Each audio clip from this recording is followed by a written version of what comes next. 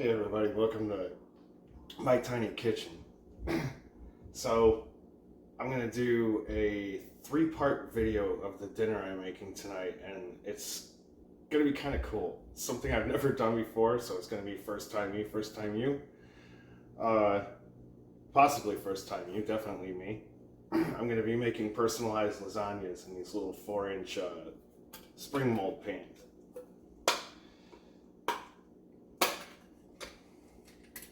So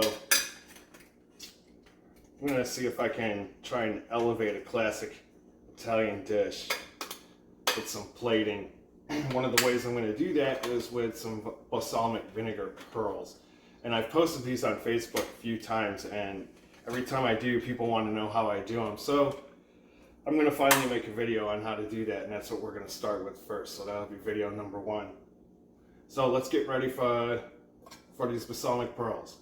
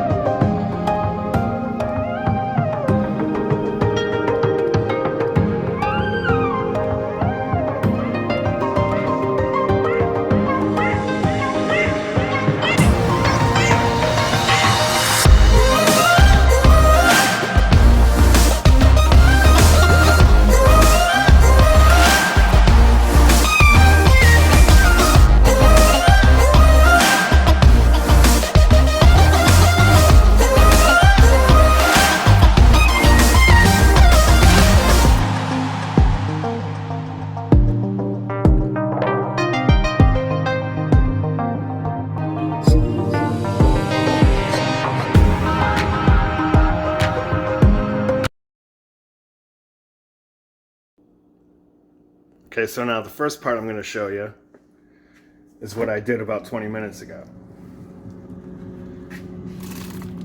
There's a clear plastic cylinder with some pretty cheap vegetable oil in there. Really doesn't matter, because you could end up putting it right back in the same bottle that you're going to use, and you'll see why in the near future. But that's been in there for about 20 minutes. Okay, so I got a very small saucepan on here, just big enough to hold a couple of cups. It's already heating, and I got some balsamic vinegar. I'm going to do about a half a cup.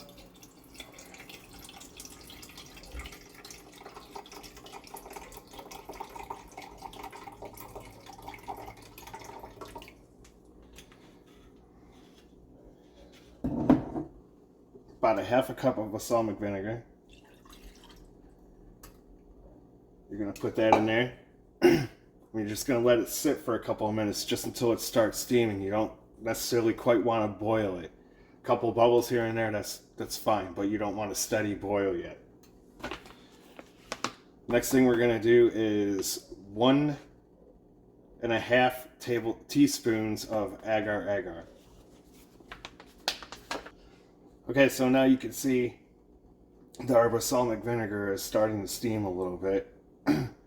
Here's my 1.5 teaspoons of agar-agar. Just going to try and spread it out as much as I can.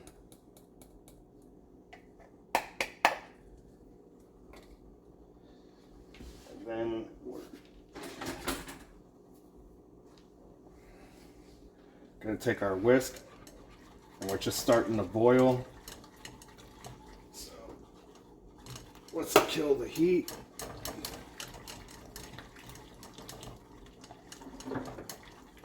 The convenient thing about an electric stove is I can turn the heat off, and I could still resume melting the agar-agar with this residual heat on the electric burners. Although I do miss gas. I do believe gas is a much better source of cooking. Easier to control temperature. Alright. So agar-agar should be pretty much melted. We're going to take that off of the residual heat. We want it to cool down just a little bit. Don't want it to get too cool because it'll set up right inside the pan, and then you're just going to have a thing of gelatin balsamic vinegar, and that's not going to do you much any good to make pearls. So we'll be right back. Okay guys, we're all ready. We're all set up to do this. I waited till the very last possible minute to pull this oil out of the freezer. And I have here a basting syringe. And what I'm gonna do is, you got your balsamic and agar-agar in here. It's still a little warm, that's all right. It's about to get cooled off very rapidly. You just get some agar-agar in here. Now the trick is to learn the tempo of the drops, and you're about to see what I'm talking about. Because when you put just one drop on the top of the cold oil, it's not going to quite fall. It takes 2 or 3 to get that weight and make a proper drop, and there it goes. So that's 1, 2, 3, 4. So these ones are taking 4. Usually it's like 2 or 3. 1, 2, 3. There we go. 1, 2, 1, 2, 1, 2, 1, 2, 1, 2, 3. Obviously, the more drops you put into each bubble, the bigger the pearl will be. And it's just all about finding that tempo of the drops, how many drops it's going to take to make it drop. And it's alright if we get some different sizes in there too.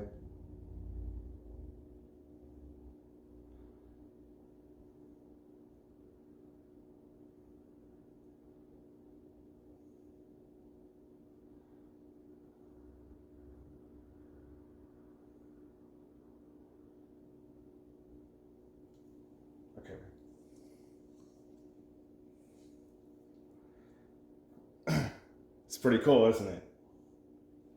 All right, I'm gonna finish these out and then I'll show you the second step. All right guys, this is the next step. Now for right now, I'm gonna do this the safe way because some of these I have jacketed and some of them I have as a solid pearl, and I'll explain the difference in a minute. But I'm gonna take the oil, and like I said, I can still save this oil, so there's nothing wrong with it. I'm going to very slowly pour this oil out of my cylinder into this strainer.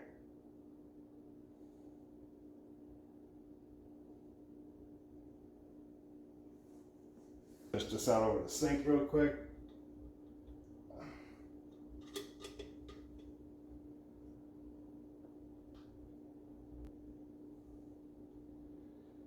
Try and shake as many of these pearls as I can into the strainer. Bring it back over here. Now over here I have a bowl of water. All that we're going to do is we're going to dump our pearls into that bowl of water just to get all that residual oil off the skin. Okay, now I got all this water strained out. And right here you have yourself a batch of perfect balsamic pearls. Now the difference between balsamic pearls that are jacketed and the difference between solid ones, it's pretty simple. Solid ones, when you squeeze it, it's just a solid mass of jelly in a round circle.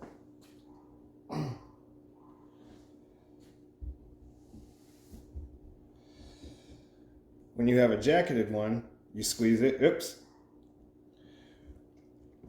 it bursts open because it's just a skin around the balsamic vinegar that's inside. And you can tell the jacketed ones from the solid ones, usually by the size. The jacketed ones are going to be a lot bigger.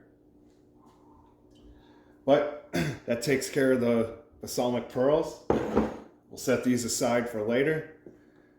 And we'll move on to the second part. Alright guys, next we're going to saute some spinach. So, got a medium saucepan here. I put about 3 tablespoons of olive oil in here. Let's get a piece of garlic. You're just going to pop the skin off of that clove of garlic. Tear it into some big chunks, throw it right inside the oil.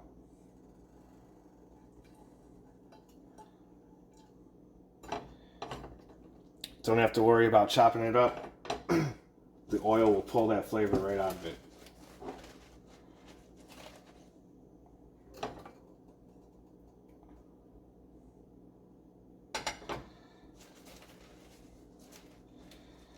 Now we're going to take our spinach, just give it a rough chop.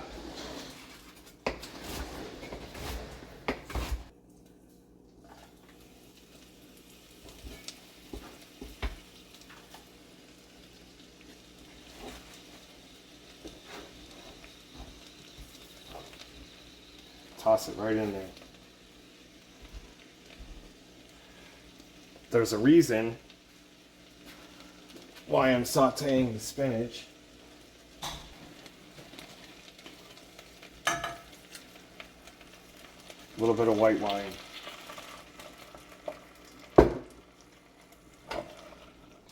And as the spinach starts to cook, it'll start to shrink inside the pan. So you're just, as it shrinks, you're just gonna keep chopping.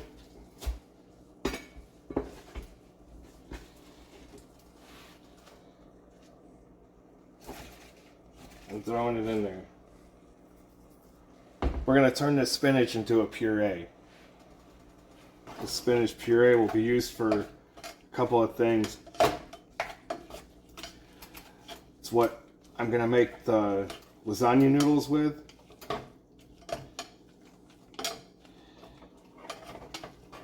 And for the cheese in the lasagna.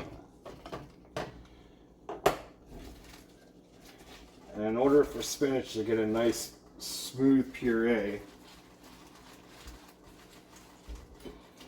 you should really cook it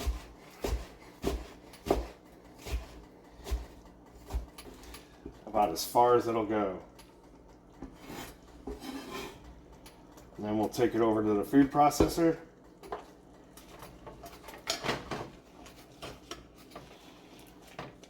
And blend it up. Alright, so I'll be back when it's time to start processing. Okay, I got the food processor out. I got my garlic and spinach. Just gonna toss that in there with the remainder of the liquids. I apologize ahead of time. This thing's a beast and it's extremely loud, so I actually might have to edit that part.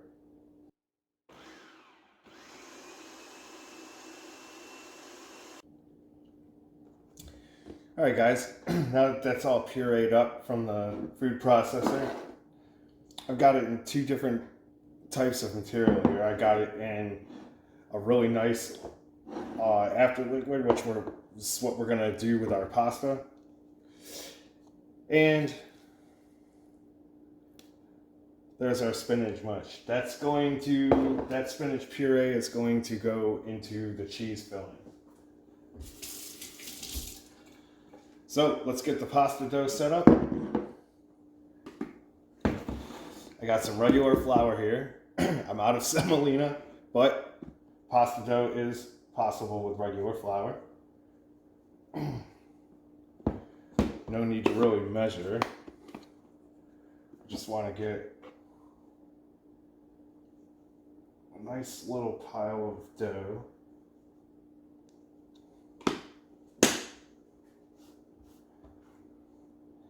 And then we're going to make a well right here.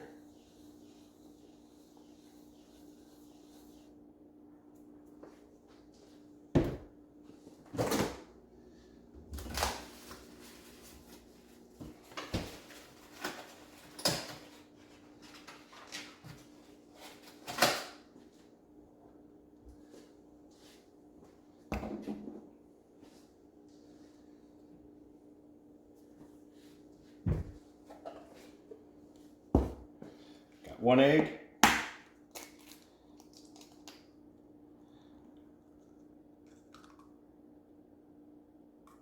Pop that in the center minus the shells.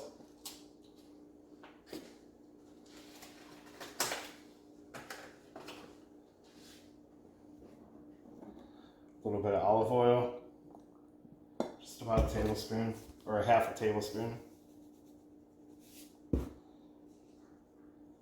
And we're going to border it with salt.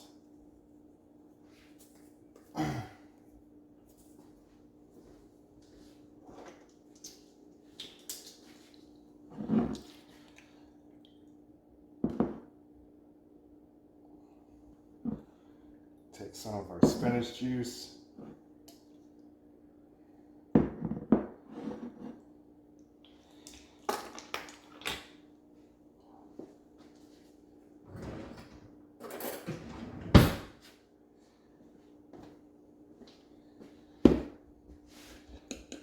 Just break the egg up. Start mixing it. As you mix it, you're pulling some of that dough in, or some of that flour in.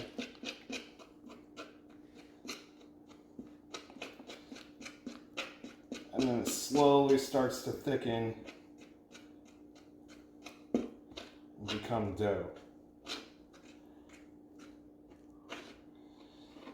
I almost thought I had too much liquid in there. And then after a certain point, you're just going to have to bite the bullet.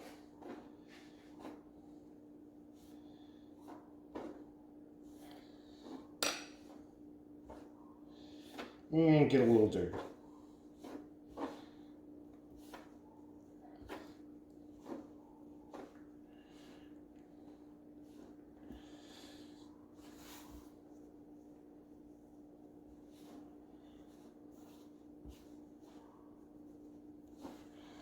Try and keep one clean hand.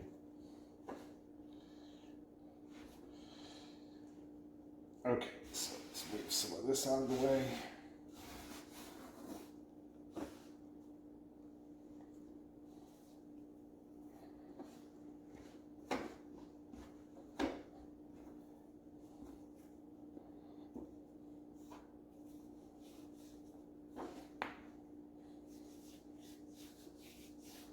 Just so we can take some of that stickiness out of it.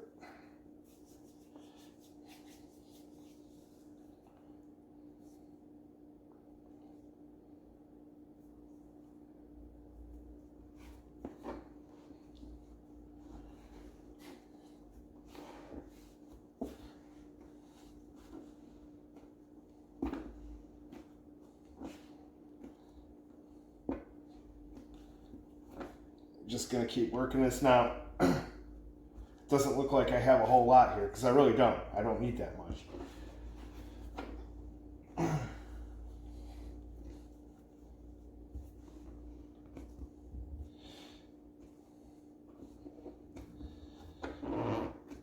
Just gonna keep working this and working it until I get some glutens built up.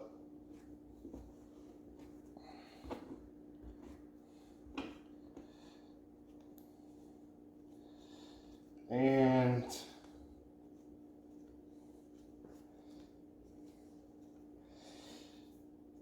that's what we're looking for. Nice, firm, round dough ball of spinach and garlic white wine infused pasta dough. All of those flavors that we sauteed the spinach in, the olive oil, the white wine, salt, obviously the spinach, that's all gonna pop through in the dough, in just the noodle alone. So we're gonna let this rest for a little bit. We're gonna get set up for our next steps. All right, guys. While our dough ball is over here resting and relaxing, let's go ahead and season our meat. I got 5 ounces of Italian sausage, mild ground Italian sausage. I have 5 ounces of veal and 5 ounces of beef. And right now all that I have is a little bit of salt and pepper to taste. And this is a tablespoon of oregano, or I'm sorry, a teaspoon. A 1/4 teaspoon of basil. And a 1/4 teaspoon of red pepper flakes.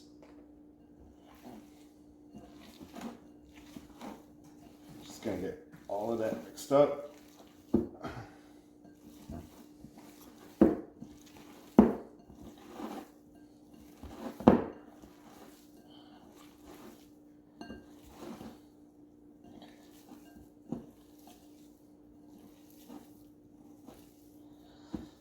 Then we're going to take it over to the stove, brown it, and get ready to move on to make some noodles.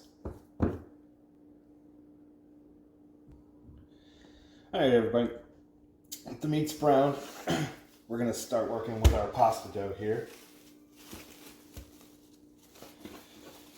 And the only things you're going to need is a rolling pin and a pasta machine, which I have over here in the corner. You'll see that shortly. If you do not have a pasta machine, this is still possible with a rolling pin, but I would suggest getting guide sticks.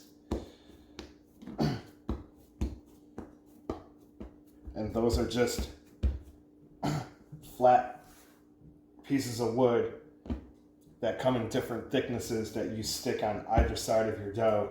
So when you're rolling it out with your pin, once you hit that wood, you can't roll it any thinner than that, and it gives you a nice even noodle dough. Okay, so this has been kneaded, it's sat, rested. Now we have perfectly pliable pasta dough. So this is what we're going to do. We're going to lightly dust our counter.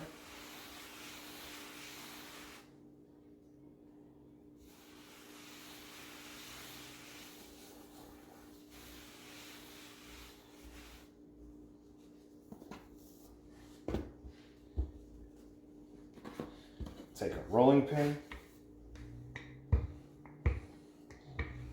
All that we're doing is we're pushing this dough out to a manageable thickness to stick inside the pasta machine. And you'll see what I'm talking about when I bring it over there, when we get to that part. It's still kind of springy. You see how long it was, and then when I picked it up, it went. That's okay.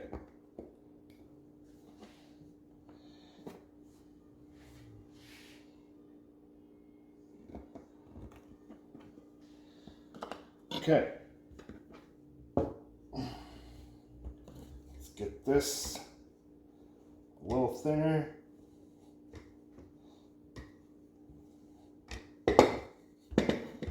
There we go.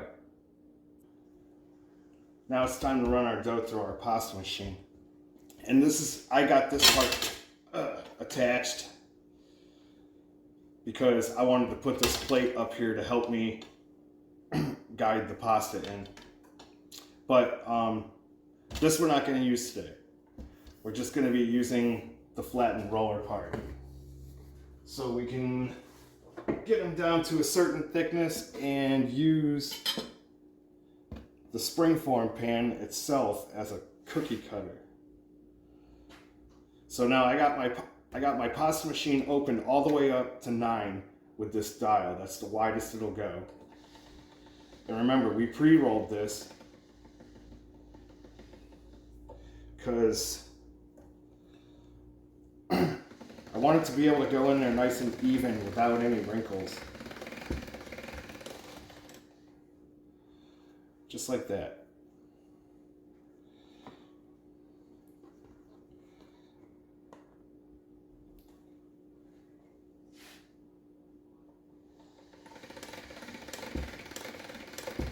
Send it through again, just for good measure. Now I'm going to turn it down.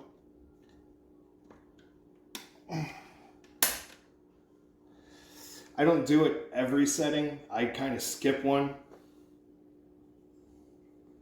And I'm especially doing that today with this video to save on time. And this might be a little long to work with. So I'm going to go ahead and cut that down just a little bit.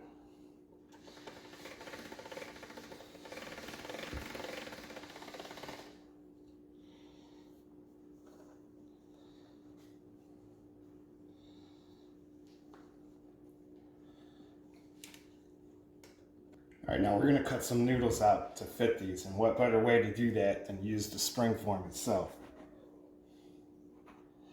Because then you know for a fact that particular noodle is going to fit in here.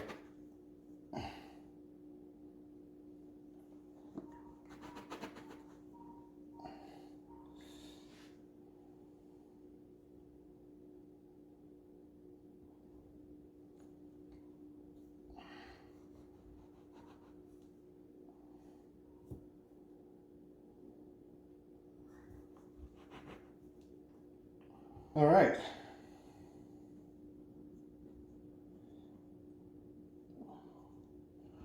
Let these set up for a couple minutes, then we'll start building lasagnas.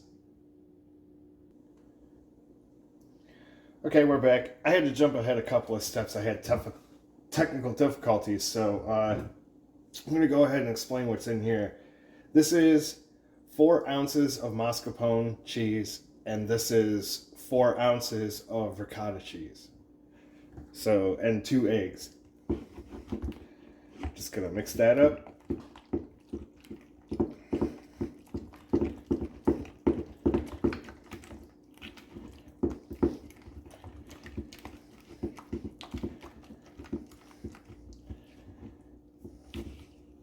Oh yeah, and I put 2 tablespoons of the spinach puree in it.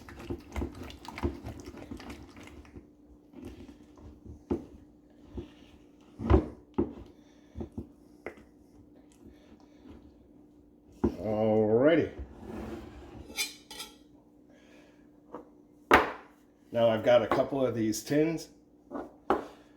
They've already got some noodles in them. I'm going to go get some marinara sauce going, and I will be right back. Alright guys, I got the meat sauce done.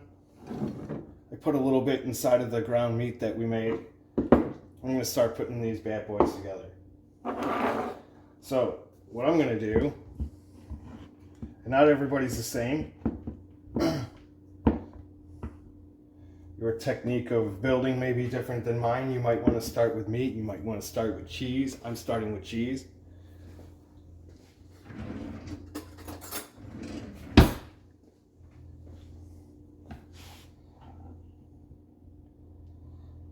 Put a little bit of that cheese in there, spread it around.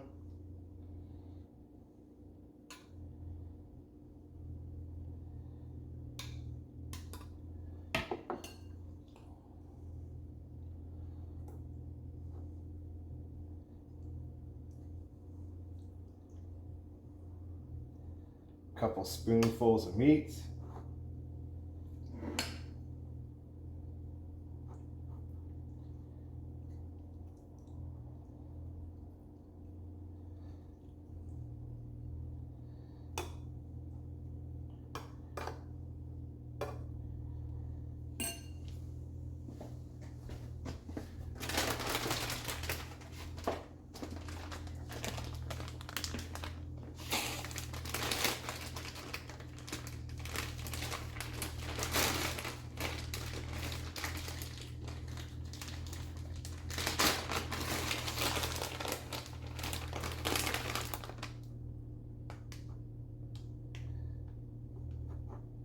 A little bit of mozzarella.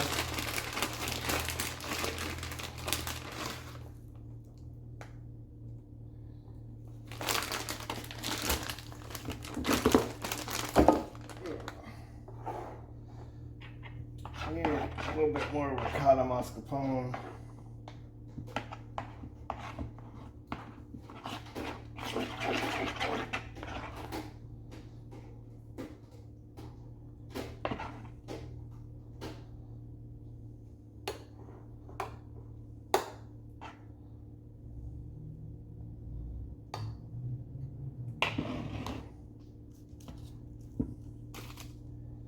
Another noodle.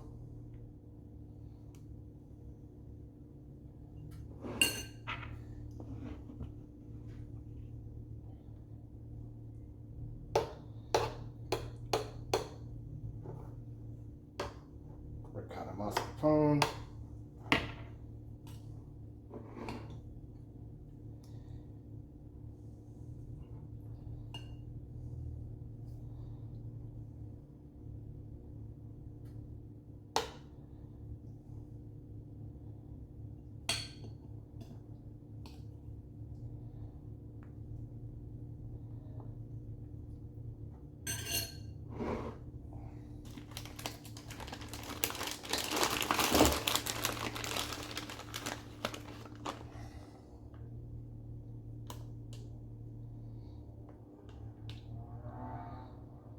Mozzarella.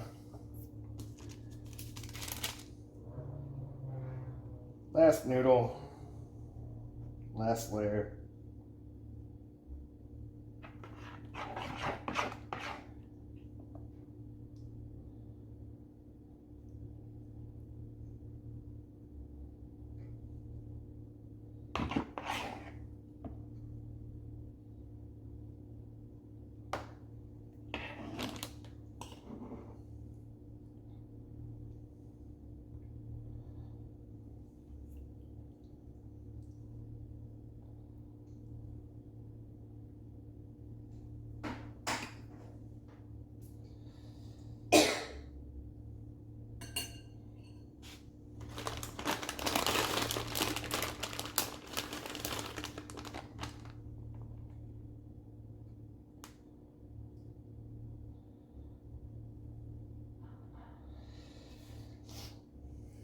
Lasagna number 1.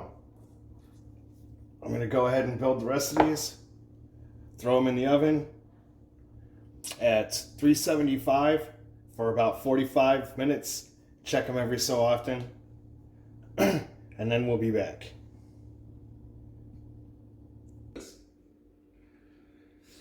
Okay, I got the lasagna unmolded, except for the bottom. Gonna kind of need that to show you the next step. And what we're gonna do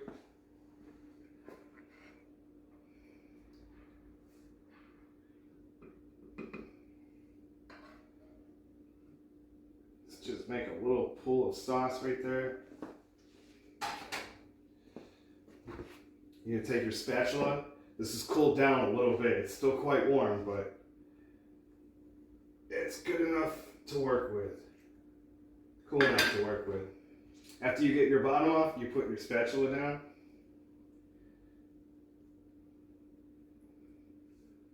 Just slide it right over top.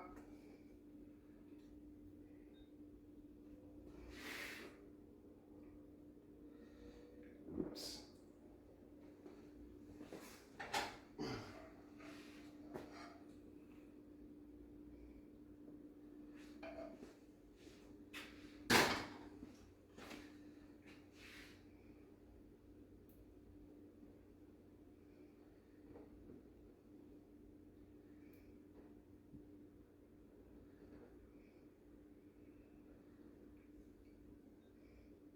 Put some greens on top.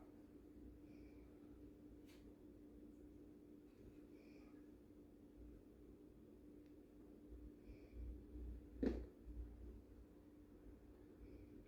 little squash slice and some of those balsamic pearls.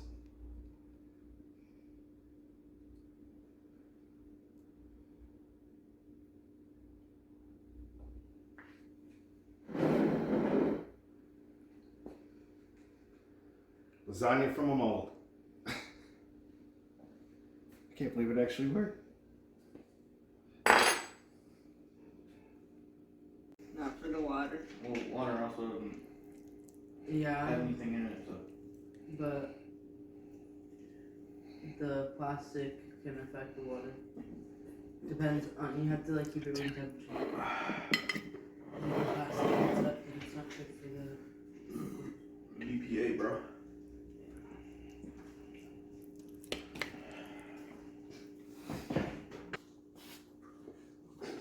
Hey, thanks for joining me for this little cook right here. It actually worked out really great. Everything looked perfect. Came out perfect. I hope you liked the video. Don't forget to like, subscribe, share, and stay tuned for the next video. Thank you.